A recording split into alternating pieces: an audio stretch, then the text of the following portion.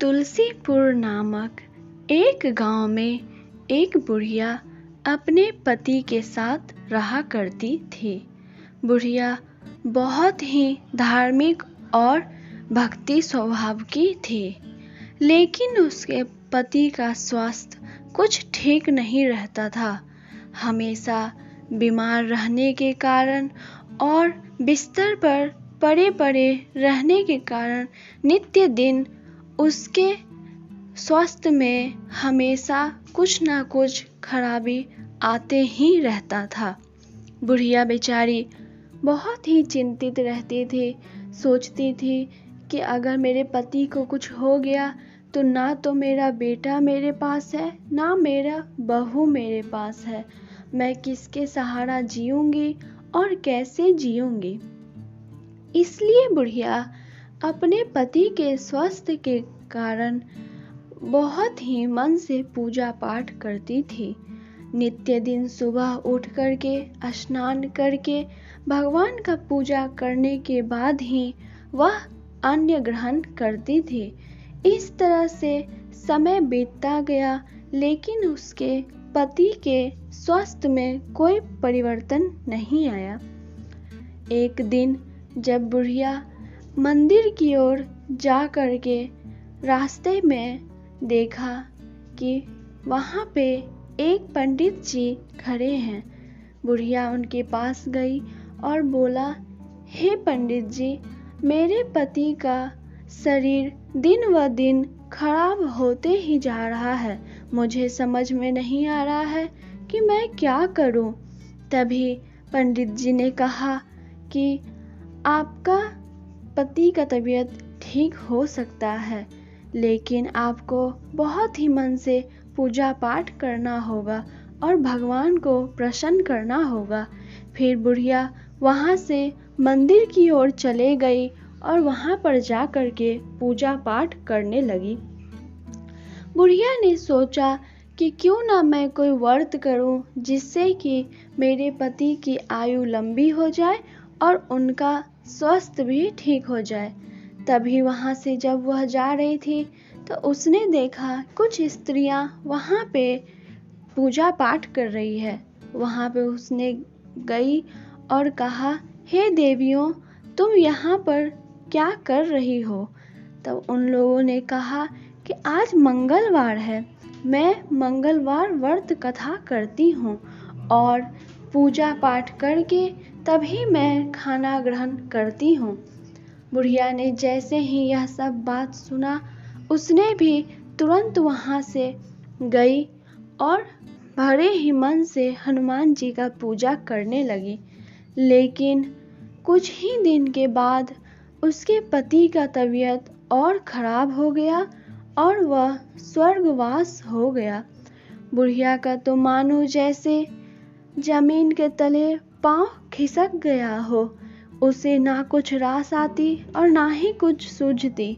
वह बस एक ही चीज दिन रात सोचने लगी कि आखिर यह क्या हो गया। मैं तो इतना पूजा पाठ भी कर रही थी और इतने मन से कर रही थी, फिर यह क्या हो गया। बुढ़िया ना कुछ खाती थी ना पीती थी, बस बेबस होकर अपने बिस्तर पर लेटी रहती थी।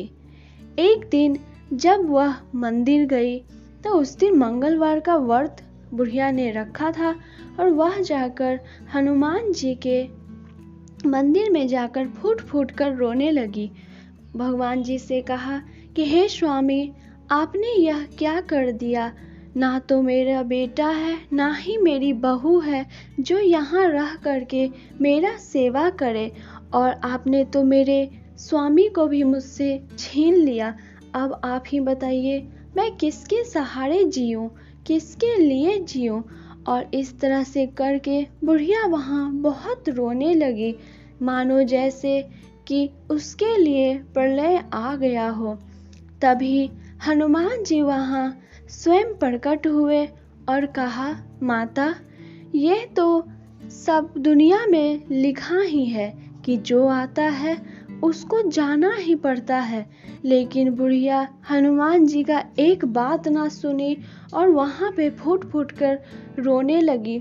कहा कि मुझे आपसे कुछ नहीं चाहिए, बस आप मेरे स्वामी को मुझसे दे दीजिए।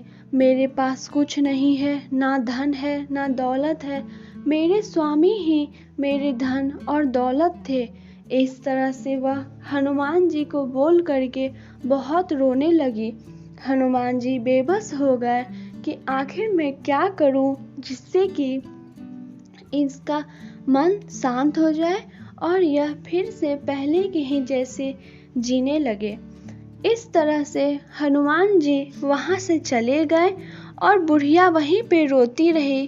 कुछ समय बाद बुढ़िया अपने घर की ओर लौट आई और ना तो कुछ खाती ना पीती, बस अपने बिस्तर पर लेटे लेटे स्वामी स्वामी का रट लगाए रहती।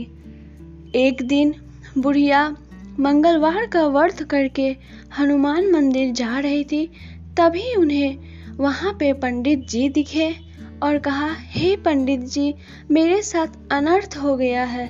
मैं तो इतने सच्चे भाव से हनुमान जी का व्रत भी की, मंगलवार व्रत की, कथा भी की, लेकिन तब भी भगवान ने मेरी एक ना सुनी और मेरे स्वामी को मुझसे छीन लिया। पंडित जी ने कहा कि हे माता, अगर आपके साथ कुछ हुआ है, आपका कुछ खोया है, तो आपको कुछ मिलेगा भी। आप ईश्वर पे विश्वास रखिए, वह आपको जरूर कुछ ना कुछ देंगे। यह सुनकर बुढ़िया वहाँ से चले गई और मंदिर में जाके नित्य दिन के जैसा पूजा पाठ की और वहाँ बैठ करके स्वामी स्वामी कह करके जाप करने लगी। तभी वहाँ पे फिर से हनुमान जी प्रकट हुए और उन्होंने कहा, हे माता, मैं आपका सारा दुख दर्द समझ सकता हूँ, लेकिन मैं भी मजबूर हूँ। ये तो विधि का खेल है कि जो इस दुनिया में आया है उसे एक ना एक दिन जाना ही होगा। बुढ़िया उनका एक भी बात ना सुनी और स्वामी स्वामी का रट लगाए रखे। तभी हनुमान जी ने उन्हें एक वरदान दिया। कहा कि हे माता, मैं तो आपके पति को वापस नहीं ला सकता हूँ, लेकिन इसी मंदिर के बगल में मैं एक वट का वृक्ष लगाने जा रहा हूँ, जिससे आज से आप उन्हें अपने पति के रूप में जानिएगा। इस तरह से कहकर हनुमान जी ने अपने सर्वशक्ति से वहाँ पे एक बहुत बड़ा वट का पेड़ उगा दिए और बुढ़िया बहुत ही प्रसन्न हुई, मानो जैसे कि उसका स्वामी स्वयं उसमें साक्षात उसे दर्शन दे रहा हो। इस तरह से बुढ़िया वहाँ पे भागी गई और वट को गले लगाकर प्रणाम करके उन्हें उस दिन से अपना पति मांगने लगी। रोज वहाँ आके जल चढ़ाना, फूल चढ़ाना, खाना, मेवा सब करने लगी। अब बुढ़िया फिर से खुश रहने लगी और कुछ ही दिनों के बाद बुढ़िया वहाँ पे अपनी चुनरी ला करके और उसी वट से विवाह कर ली और कहा कि आज से मेरे स्वामी यही है और मेरे स्वामी मेरे साथ हमेशा रहेंगे। हनुमान जी की इतनी अच्छी कृपा पाकर बुढ़िया बहुत खुश हुई और सबको इस बात का गुणगान गाकर सुनाया करती थी। तो दोस्तों, कथा यहीं पे संपूर्ण हुआ।